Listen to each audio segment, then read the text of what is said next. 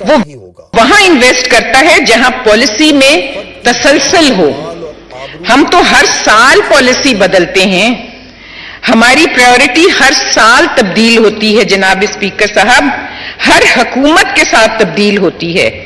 ہمیں ساتھ بیٹھ کر ایک ایسی پالیسی لانی ہوگی جس پر انویسٹر کو اعتماد ہو.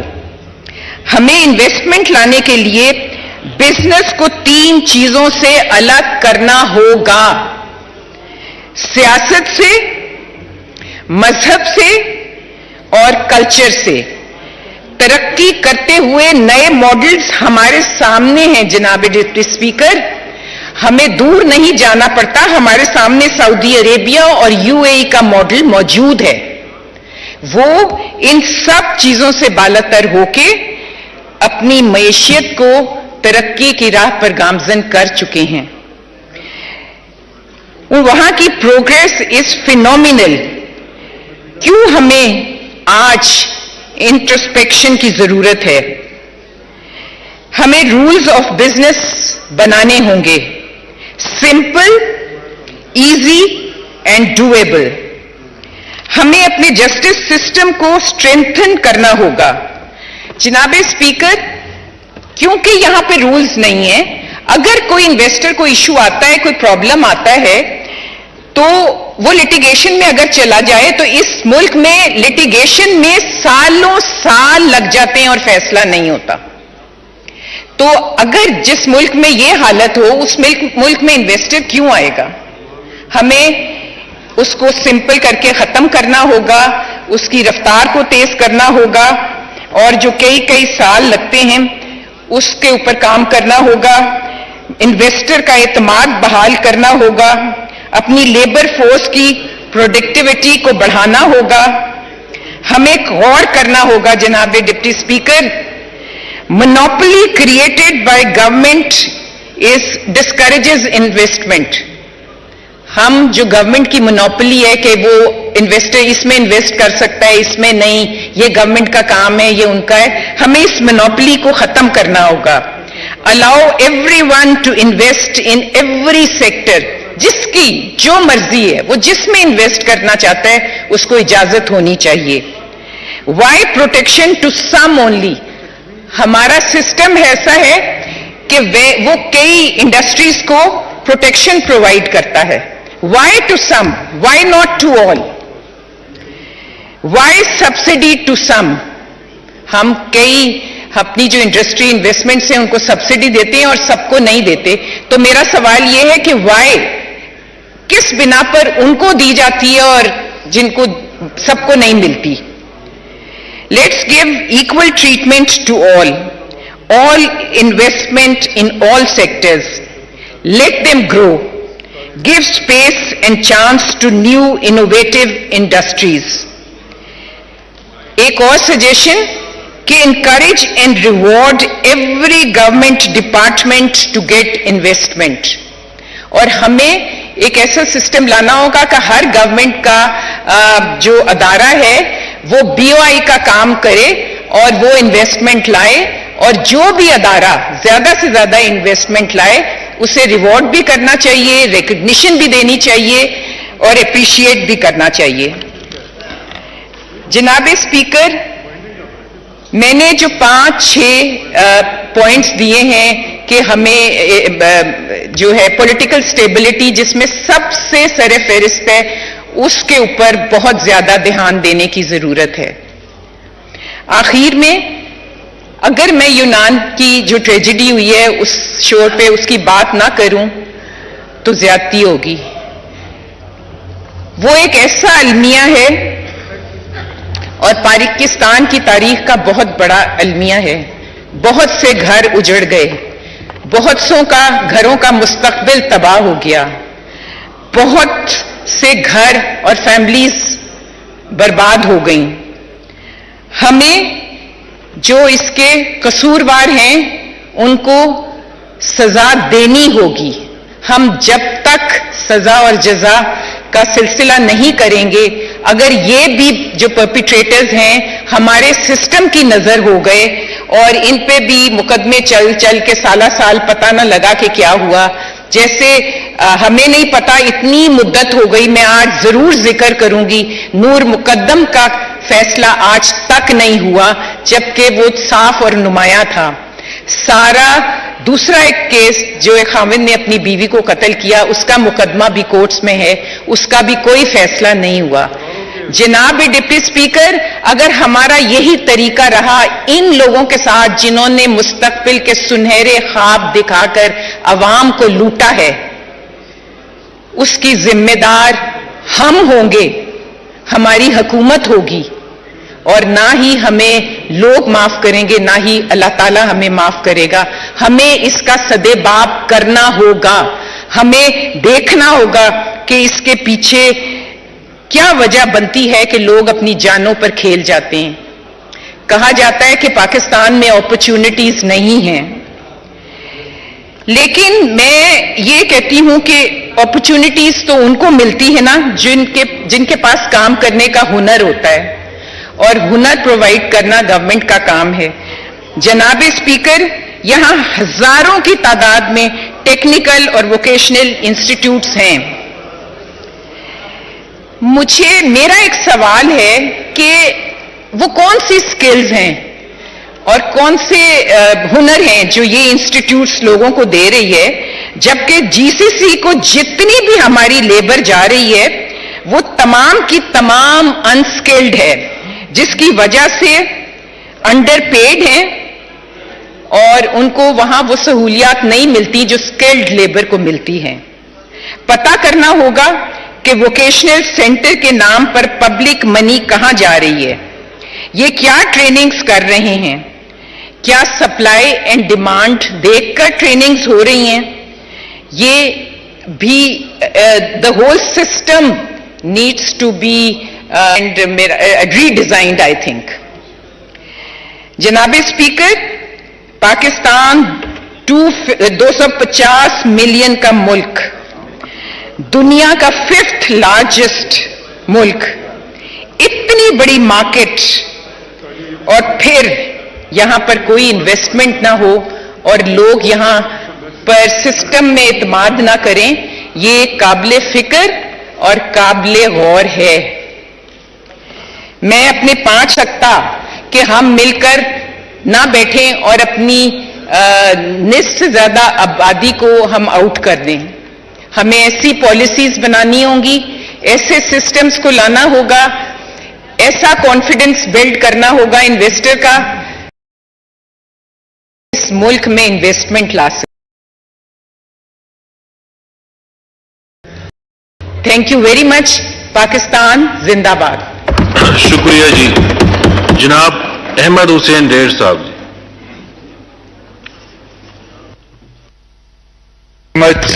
Mr. Speaker, I'm extremely thankful for your time for the budget speech of 2023.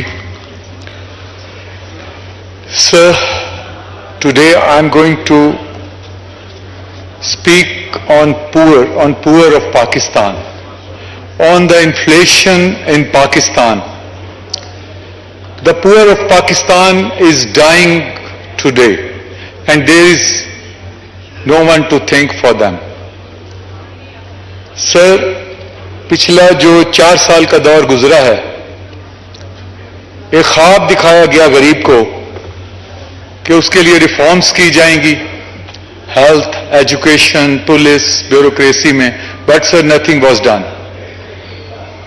آج کا میرا ٹاپک وہی غریب ہے سر، جو ہمیں اسمبلی میں بھیجتا ہے اپنا نمائندہ بنا کے۔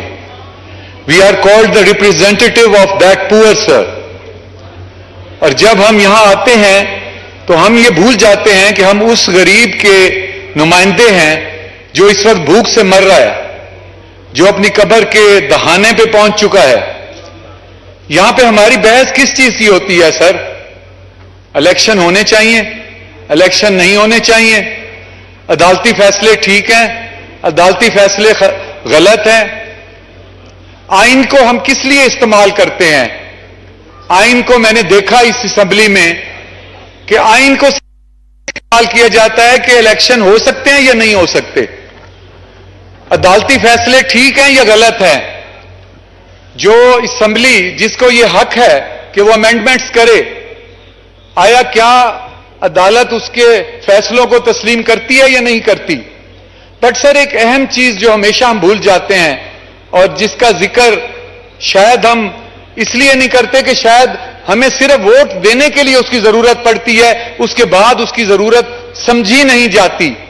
لیکن سر، میرا آج سوال یہ ہے اس اسمبلی سے، اس پاکستان سے، اس قوم سے، اس حکومت سے، اور خاص طور پہ اس میڈیا سے جو ہمیشہ وہ ایشوز اٹھاتے ہیں جس میں سر ٹی آر پی بنتی ہے، چاہے اس میں یہ نہیں دیکھا جاتا کہ اس سے اداروں کی بدنامی ہو رہی ہے، اس سے ملک کا نقصان ہو رہا ہے، لیکن وہ ٹی آر پی کے لیے سب کچھ کیا جاتا ہے.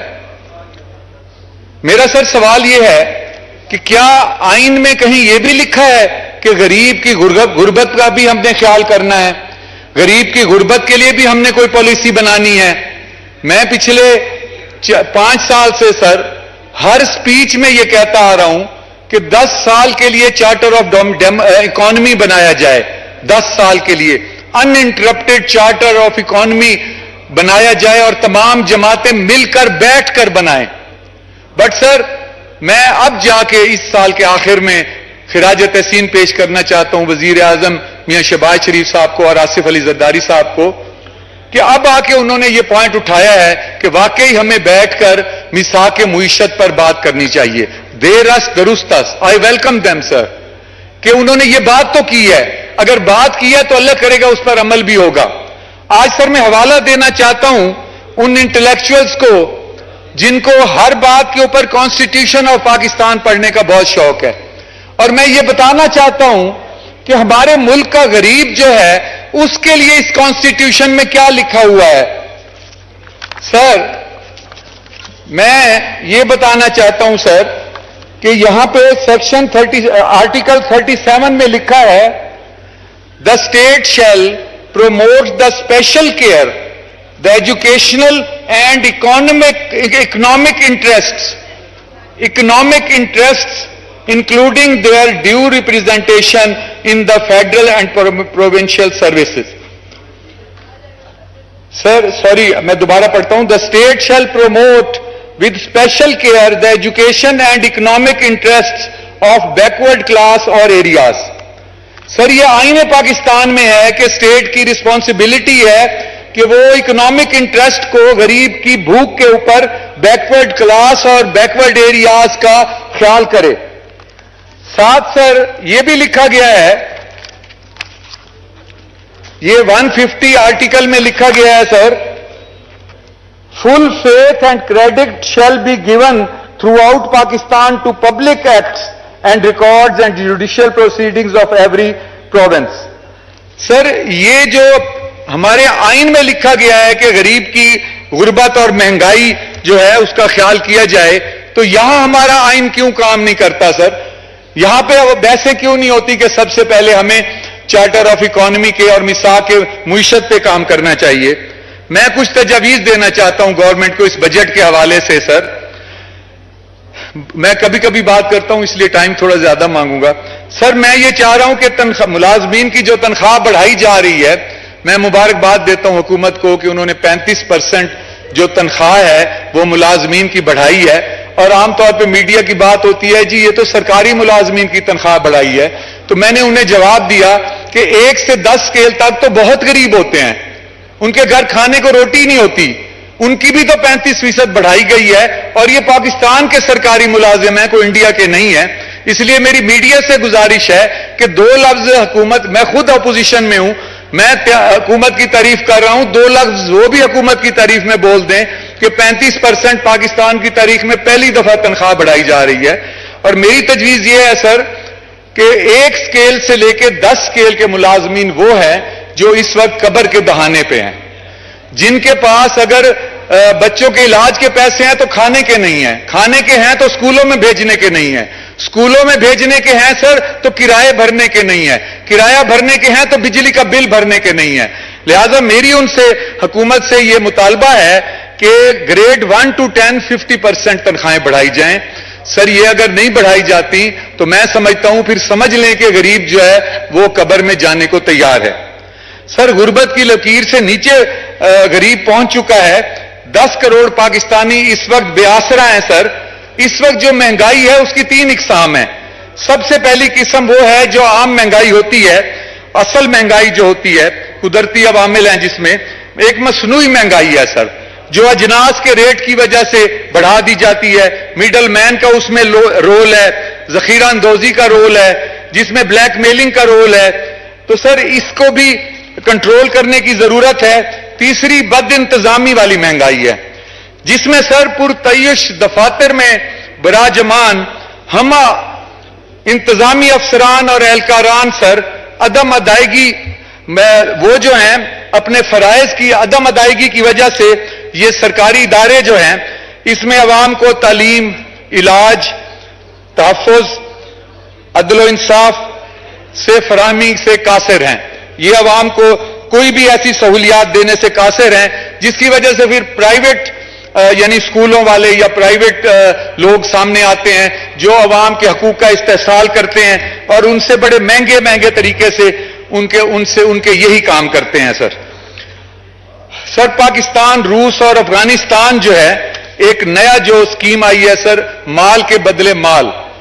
میں سمجھتا ہوں اس سے فائنینشلی جو یہ معاہدہ ہوا ہے سر تجارتی معاہدہ ان ملکوں کا چائنا, افغانستان, روس اور پاکستان, اس سے بہت فرق پڑے گا. اس سے ہماری اکانومی تیل کا پہنچا ہے اس کے لیے بھی ہمیں کریڈٹ دینا چاہیے کیونکہ ہم کریڈٹ دینے میں بہت کنجوس ہیں. جو سالوں سال سے ہمارا خواب تھا وہ پورا ہوا ہے. اور سر زرعی اجناس میں اور چمڑے کی مصنوعات میں مال کے بدلے مال میں فائدہ ہوگا. ہمیں چاہیے کہ اس وقت زرعی اجناس میں ریلیف دیا جائے. کھاد, زرعی آلات, سولر, اس میں حکومت نے کچھ اقدامات اٹھائے بھی ہیں لیکن میں سمجھتا ہوں یہ ناکافی ہے. ان کو زیادہ کیا جائے سر. سبسڈی گوشت پال اسکیم میں دی جائے. سولر کو بالکل مفت کیا جائے سر. اور پرائیویٹ ٹیوب ویلز کو سولرائز کیا جائے. اس کی اسکیمیں دی ہیں لیکن میری ریکویسٹ یہ ہے کہ اس کو جتنا زیادہ بڑھائیں گے اتنا زیادہ ملک ترقی کرے گا. اس کے علاوہ سر تجارتی خسارے میں کمی کے لیے اقدامات اٹھائے جائیں. سر ایک میں بات بڑی اہم کرنا چاہتا ہوں IMF کے قرضوں کے بارے میں. سر ڈیولپ کنٹریز کی وجہ سے جو انڈسٹریلائزیشن ہوئی ہے اس انڈسٹریلائزیشن میں جو بڑے بڑے ملک ہیں ان کی بہت بڑی بڑی انڈسٹریز ہیں جو کاربن ڈائی آکسائڈ جن کی وجہ سے بہت زیادہ مقدار میں وہ نکلتی ہے اور وہ کاربن ڈائی آکسائڈ کی وجہ سے کرۂ ارض کا ماحولیاتی توازن تباہ ہو کے رہ گیا ہے. اور اس کا سب سے زیادہ نقصان سر پاکستان کو ہوا ہے کیونکہ پاکستان میں جو برفانی گلیشیئر ہیں وہ تیزی سے پگھلنے شروع ہو گئے ہیں اور اس کے ساتھ ساتھ سر بارشیں بھی بڑھ گئی ہیں. سردی گرمی کا شیڈیول بھی چینج ہو گیا ہے اور پاکستان کو اس سے یہ جو سیلاب آئے ہیں پچھلی دفعہ اور اس دفعہ بھی جو ایکسپیکٹڈ ہیں اس سے پاکستان کو بے تحاشا معاشی نقصانات ہوئے ہیں. سر دنیا کی ترقی کی سزا سر پاکستان کو مل رہی ہے. میں سر اس نیشنل اسمبلی کے فورم سے یہ ہمارا شاید آخری بجٹ ہے سر, تو اس کے حوالے سے میں یہ ڈیمانڈ رکھنا چاہتا ہوں گورنمنٹ کے ساتھ, IMF کے ساتھ, یونائٹڈ اسٹیٹ آف امریکہ کو خاص طور پہ کہ سفارتکاری سے سر ہم اپنی سفارتکاری کے ذریعے جارحانہ رویہ اپناتے ہوئے عالمی برادری پر یہ پرزور مطالبہ کریں سر کہ موسمیاتی تبدیلیوں سے ہونے والے نقصانات کے ازالہ نہ کرنے کی وجہ سے ہمیں قرضوں میں سود کی ادائیگی جو ہے وہ ہم اس کے کرنے سے قاصر ہیں. اور سر ہم قرضوں میں سود کی ادائیگی کر بھی نہیں سکتے. اس کے لیے انہیں چاہیے کہ یہ جو ممالک ہیں یہ پاکستان کو ہرجانہ پے کریں. یہ پاکستان کو جو معاشی نقصان ہوا ہے ہمیں جب ان سے ہرجانہ مانگیں گے تو کم از کم ہمارا جو سود ہم نے ان کو دینا ہے وہ تو اس سے تو ہم جو قرض دینا ہے اس سے تو ہمیں ریلیف مل سکتا ہے. اور سر پاکستان میں سر یہ بڑے بڑے ممالک جو ہیں وہ کاربن ڈائی آکسائڈ کی وجہ سے جو نقصانات ہو رہے ہیں سر اس میں خاص طور پر اپنے فورن منسٹر شہید محترمہ بے نظیر بھٹو کے بیٹے بلاول بھٹو زرداری صاحب سے ریکویسٹ کروں گا کہ وہ خاص طور پر اس میں باہر جو ہے انٹرنیشنل ممالک جو انڈسٹریلائزیشن کے جن کی وجہ سے ہمیں یہ ملا ہے ان سے یہ مدد طلب کریں اور اس سے میرے خیال میں ہمارے لیے بہت بہتری ہوگی. اور سر ہمارا جو انٹرسٹ ریٹ ہے اس وقت وہ 25 سے 29% ہے اور سر اس وقت سری لنکا کا انٹرسٹ ریٹ جو ہے وہ 23 سے 25% ہے جس کو ہم کہتے ہیں وہ ڈیفالٹ کر چکا ہے. میں یہ کہتا ہوں کہ جب 30% تک ہمارا انٹرسٹ ریٹ ہے بزنس کیسے کامیاب ہو سکتے ہیں. اس وقت UAE اور سعودی عرب جو ہیں سر وہ انویسٹمنٹ کرنے کو تیار ہیں.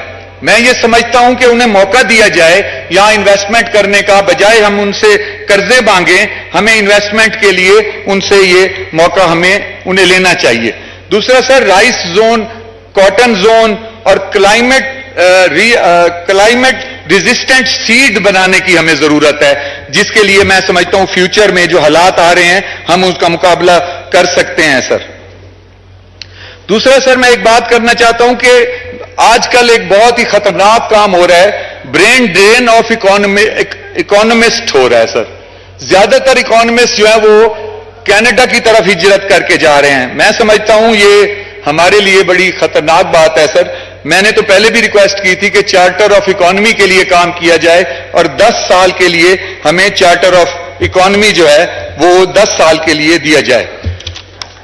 اس کے علاوہ سر میں ایک دو اور پوائنٹس کرنا چاہتا ہوں.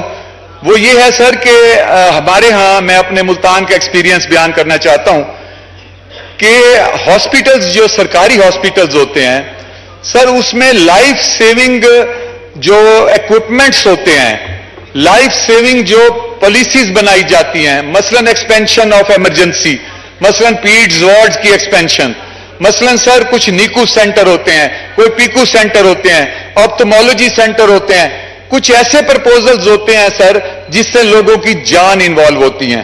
مثلا سر اس طرح کی جب پرپوزلز بن کے سر گورنمنٹ میں آتی ہیں تو گورنمنٹ میں آدھی سے زیادہ اس کو ہیلتھ ڈپارٹمنٹ وہ ریجیکٹ کرتا ہے. اگر اس میں سے آدھی اپروو ہو کے سر فائنانس میں جاتی ہیں تو اس میں سے 80-90% ریجیکٹ کر دی جاتی ہیں.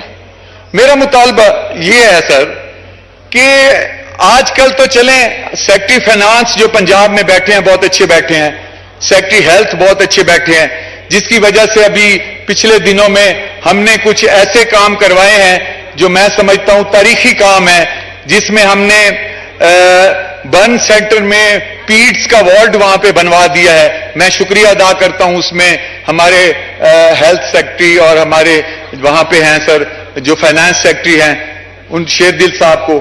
اس کے علاوہ سر ہم نے وہاں پہ آپتھمولوجی سینٹر اپروو ہوا ہے جس میں کارنیا ٹرانسپلانٹ ہونے لگا ہے اور اس کے علاوہ ایک اور ہے سر وہاں پہ نیکو سینٹر اپروو ہوا ہے. اور اس طرح کے منصوبے جب سرخ فیتے کی نظر ہوتے ہیں اور رہ جاتے ہیں تو میں یہ کہتا ہوں کہ ایسا ہمیں ایک امینڈمنٹ پاس کرنی چاہیے کہ جس کے تحت لائف سیونگ جو پرپوزلز ہیں ان میں جب بھی رکاوٹ آئے سر تو اس کو اسی وقت جو ہے نا اس کے خلاف کوئی ایکشن لیا جائے اور یہ انشور کیا جائے کہ لائف سیونگ جو آپ کے لائف سیونگ ہیں ان میں کبھی بھی رکاوٹ نہ ڈالی جائے. مسٹر اسپیکر میں ان حالات میں ایک اور بات ضرور کرنا چاہوں گا کہ جنوبی پنجاب کے صوبے کے لیے سر بہت ہی کوشش کی گئی اور ہر دفعہ جب الیکشن ہوتا ہے جنوبی پنجاب کے صوبے کا نعرہ لگایا جاتا ہے. سر 2008 میں بھی یہ نعرہ لگایا گیا اور 2008 کے 13 میں میں MP تھا تو اس وقت بہاولپور اور ملتان صوبے کی قرارداد پنجاب اسمبلی سے ہم نے پاس کروائی تھی اور میں اس کا سہرا اس وقت تو میں پیپلز پارٹی میں تھا لیکن میں اس کا سہرا نون لیگ کو دوں گا کہ انہوں نے یہ پاس کروائی تھی. اور اس پاس کروانے کے بعد یہ سر فیڈرل میں آ گئی تو فیڈرل میں اس وقت ہمارے پیپلز پارٹی کے وزیر اعظم سید یوسف رضا گیلانی صاحب تھے. مجھے نہیں معلوم کہ انہوں نے وہ پاس کیوں نہیں ہونے دی. مجھے دکھ ہے اس بات کا کہ ملتان کے بیٹے نے ملتان کی ہی قرارداد پاس نہیں کی. تو سر اس کے بعد جب 2013 میں MNA بنا تو ہم نے ایک آواز اٹھائی, ایک ڈاکٹر اختر ہے ملتان سے, انہوں نے اور میں نے مل کے ہم نے آواز اٹھائی. صوبہ اپنا اس وقت صوبہ تو بن نہیں سکتا تھا, 2/3 میجورٹی نہیں تھی, تو ہم نے آواز اٹھائی ملتان میں اور ساؤتھ پنجاب میں سیکریٹریٹ بنایا جائے. سر ساؤتھ پنجاب میں سیکریٹریٹ بنا, اس وقت بھی سیکریٹریٹ موجود ہے, لیکن افسوس یہ ہے سر کہ اختیارات سارے کے سارے پنجاب تخت پنجاب کے پاس ہیں. ایک امینڈمنٹ منظور ہوئی جس امینڈمنٹ میں اختیارات دیے جانے تھے پنجاب کے ساؤتھ پنجاب کے سیکٹریز کو, لیکن انہیں B کلاس سیکٹری بنا کے بٹھا دیا گیا. میں آج تو انٹرم گورنمنٹ ہے, تو میں وزیر اعظم پاکستان سے یہ مطالبہ کرتا ہوں, ایک تو اختیارات جو ہیں وہ اس کے دیے جائیں ساؤتھ پنجاب کو, اور دوسرا میں یہ مطالبہ کرتا ہوں کہ صوبے کے لیے ساؤتھ پنجاب کے لیے کوئی ایسا پلاننگ کی جائے اور اس کو اپنے منشور میں رکھا جائے کہ جس سے جب بھی 2/3 میجورٹی ہو, آج الیکشن نزدیک آ رہا ہے, کچھ قوتیں اس کو نعرے کے طور پہ آگے لانا چاہیں گی. یہ وہ قوتیں ہیں جو خود وزیر اعظم تھے, لیکن اس وقت انہوں نے وہ صوبہ نہیں بنوایا.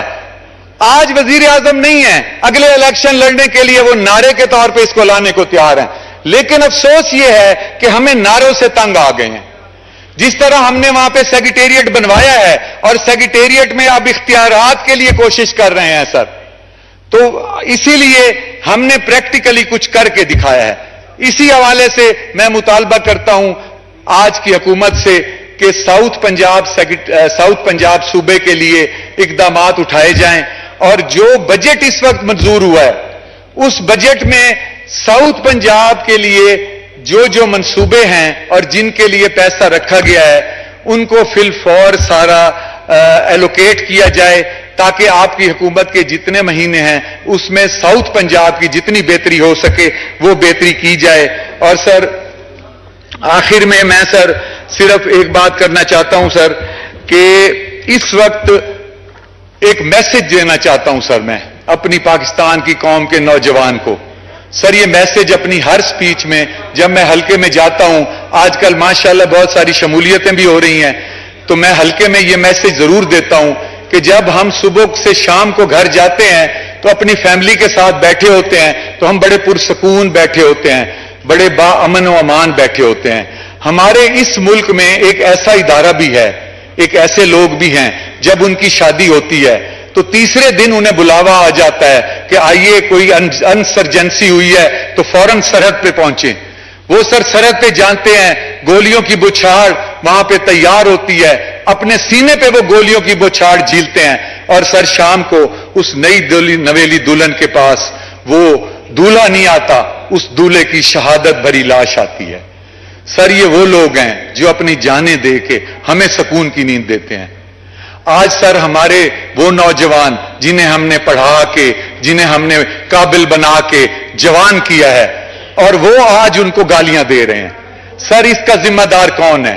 اس کا ذمہ دار جو بھی ہے وہ پوری دنیا دیکھ چکی ہے کہ 9 مئی کو کیا حالات تھے, کیا سازش تھی. لیکن سر آپ کے حوالے سے ایک میسج میں میڈیا کو بھی دینا چاہتا ہوں. سر میڈیا نے اپنی TRP بڑھانے کے لیے اینٹی اسٹیبلشمنٹ جو ان کا ایک نظریہ تھا, جو ان کا ایک اس کو انہوں نے اتنا زیادہ اچھالا کہ وہ سمجھی, ہماری نوجوان نسل سمجھی کہ شاید ہمارے لیے بہتری یہی ہے. آج نوجوان نسل نے اس کو اپنا لیا ہے. جس طرح وہ ان اداروں کو گالیاں دیتے ہیں ایسے لگتا ہے کہ یہ اگلی نسل کہیں انڈیا سے تو اٹھ کے نہیں آ گئی. یہ بہت ہی خطرناک چیز ہے سر. اگر اس کو نہ روکا گیا تو مجھے تو یہ لگتا ہے کہ ہمارے ایٹم بم کو رول بیک کرنے کی سازش ہی نہ ہو جائے. میں سر مطالبہ کرتا ہوں کہ ہم اپنے بچوں کو یہ سمجھائیں کہ جس طرح میں ایک مثال دینا چاہتا ہوں. اگلے دن میں ایک فوج کے بریگیڈیئر کے ساتھ بیٹھا تھا, انہوں نے مجھے بتایا کہ میری 5 بیٹیاں ہیں,